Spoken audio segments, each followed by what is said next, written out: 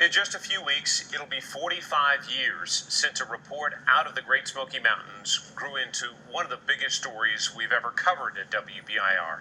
A little boy was lost in the mountains. That little boy, 6-year-old Dennis Martin, was never found.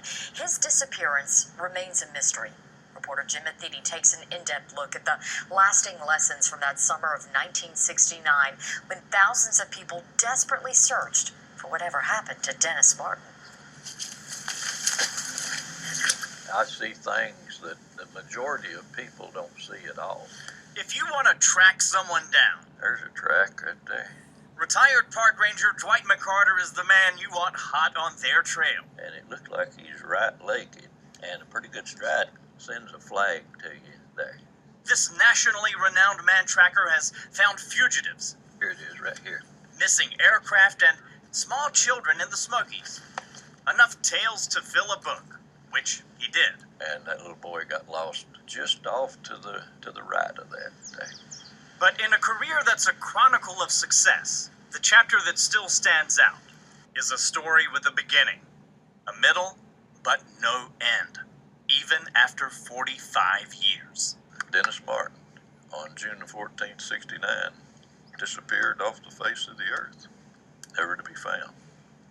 On Father's Day weekend, 1969, 6-year-old Dennis Martin camped out with his dad, his grandfather, his older brother, and some other kids up at Spence Field. And at around 4:30 in the afternoon, the boys huddled up, planned a playful prank on their parents, and then split up. They were going to sneak up and scare their family. The older boys jumped out of the woods and spooked the family and had a lot of fun. When it come time for Dennis to show up and scare the family, he never showed up. It had only been 3 minutes since they saw Dennis, but his father started looking for him. They hollered for him. The problem at Spence Field that there seems to be an incessant wind. Comes out of Tennessee and whips over the mountain, and it's that wind drowns it out. And as darkness started to fall, so did the rain in buckets. 2.5 inches in one night. And the storm was so vicious, and you can imagine what the little boy was going through. Where was he? Where could he be?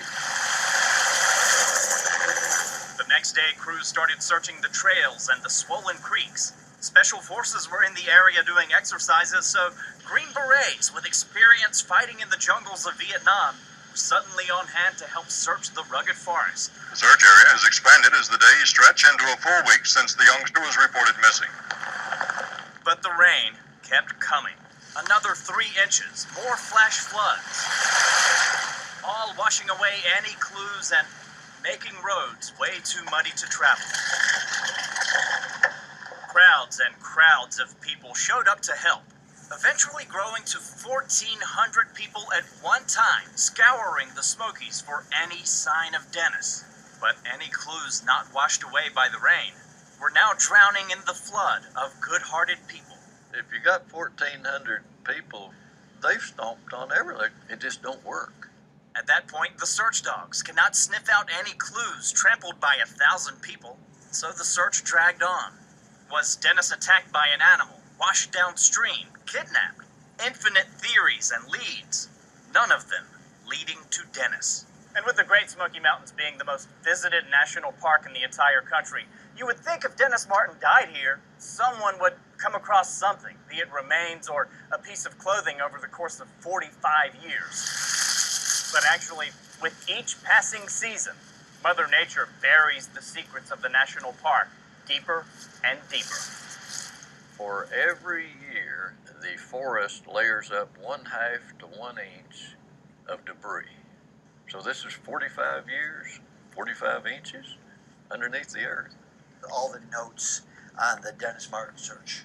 Crews learned a lot of lessons the hard way during the Dennis Martin search, and the Smoky Search and Rescue Coordinator, Steve Closter, says those lessons have been taught ever since. In that search operations class, on day one, what they do is they review the Dennis Martin search. Very good intentions, but you had hundreds and hundreds of people showing up, and they had no training. It changed forever the way we search. The entire nation put a big emphasis on training, researching life-saving procedures for exactly when and how to search for missing people. From the failure of one, you learn how to get better, and I think we get better in life. So, whatever happened to Dennis Martin? It's a question with no answer, a story with no ending. But the narrative is clear in the mind of Dwight McCarter. For the searchers and the rangers and the family, it's not your fault. It's not your fault not finding him. You did the best you could with the resources that you had. It's not your fault. In the Great Smoky Mountains National Park, Jim Matheny, WBIR 10 News.